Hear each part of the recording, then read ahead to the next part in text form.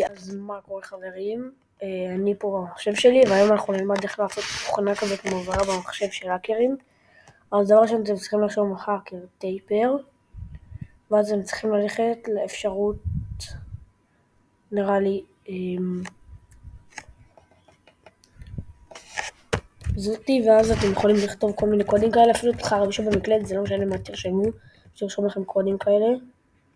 אני פשוט לוחץ ארוך על עוד במקלדת, וזה פשוט עושה ככה. ויש לו תוכנה מגניבה, אבל לא נראה לי שיש לי אותה פה. הנה זה. ואז יש לכם את זה. ופה נגיד מה שהכי מגניב בזה, שיש מצלמה כזאת מוזרה, שיכולה כזה להראות לכם משהו. זה פשוט לא אמיתי. הנה. זה פשוט לא אמיתי, אבל זה די מגניב לראות את זה.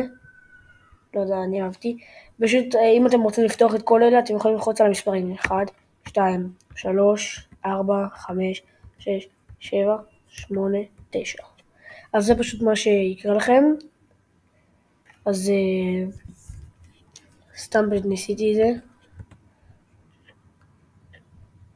ויש כזה משהו כזה של ביטקוין.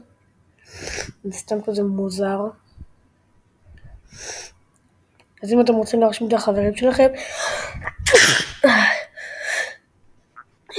אז תראו להם את זה.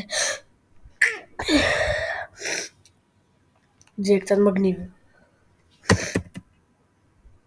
ויש את זה.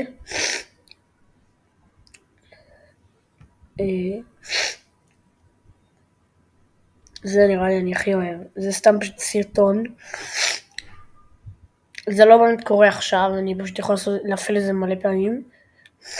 פשוט תיכנסו פה מחבלים כאלה וכל שטויות האלה. אז אם אתם חובבים של דברים כאלה, אתם יכולים לראות את זה. וזהו חברים, יאללה ביי.